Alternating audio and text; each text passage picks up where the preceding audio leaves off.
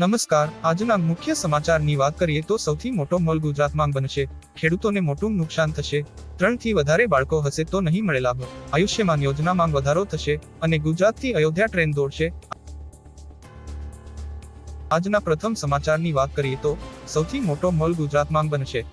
વિશ્વની સૌથી ઊંચી પ્રતિમા અને ક્રિકેટ સ્ટેડિયમ બાદ હવે ગુજરાતમાં દેશનો સૌથી મોટો મોલ બનશે. વાઇબ્રન્ટ ગુજરાત ગ્લોબલ સમિટ 2024 માં લુલુ ગ્રુપે અમદાવાદમાં દેશનો સૌથી મોટો મોલ બનાવવાની જાહેરાત કરી હતી. સમૂહે સમિટમાં 4000 કરોડના રોકાણની જાહેરાત કરી હતી.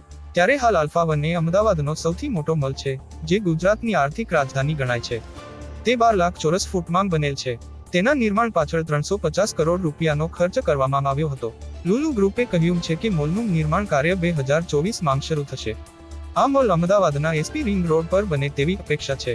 ખેડૂતોને મોટું નુકસાન થશે. ઊંઝા માર્કેટ યાર્ડ તેમજ ગુજરાતના વિવિધ માર્કેટ યાર્ડમાં જીરાના ભાવમાં સતત ઘટાડો નોંધાઈ રહ્યો છે, જે જીરાનો ભાવ 12,000 રૂપિયા ઉપર પહોંચ્યો હતો. તે જીરાનો ભાવ હાલમાં ઘટીને 6,000 રૂપિયા આસપાસ બોલાઈ રહ્યો છે, એટલે કે જીરાના ભાવમાં 50% જેટલો ઘટાડો નોંધાયો છે. 2023ના વર્ષે જીરામાં ભારે તેજી જોવા મળી હતી અને ભાવ 12,000 રૂપિયા પહોંચ્યો હતો. થી વધારે બાળકો હશે તો નહીં મળે લાભ. આસામ સરકારે ગ્રામીણ મહિલા સાહસિકો માટે નાણાકીય સહાય યોજનામાં કેટલીક નવી શરતો લાગુ કરી છે. આમાં એક મહિલાના બાળકોની સંખ્યાની મર્યાદા ઉમેરવામાં આવી છે. જો જનરલ અને ઓબીસી કેટેગરીની મહિલાઓ કોઈપણ નાણાકીય યોજનાનો લાભ મેળવવા માંગે છે, તો તેમને 3 થી વધુ બાળકો ન હોવા જોઈએ. જ્યારે અનુસૂચિત જનજાતિ અને અનુસૂચિત જાતિ (એસસી) મહિલાઓ માટે આ મર્યાદા 4 બાળકો સુધી છે.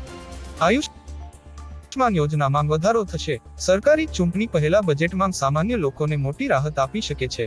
સરકારી સૂત્રો પ્રમાણે સરકારી આયુષ્યમાન ભારત યોજના હેઠળ મળનારા હેલ્થ ઇન્સ્યોરન્સ કવરેજને વધારી શકે છે. હાલ સરકારી હોસ્પિટલમાં ઇલાજ કે ભરતી માટે પ્રતિ વર્ષ 5 લાખ રૂપિયાનું હેલ્થ ઇન્સ્યોરન્સ કવરેજ આપવામાં આવે છે.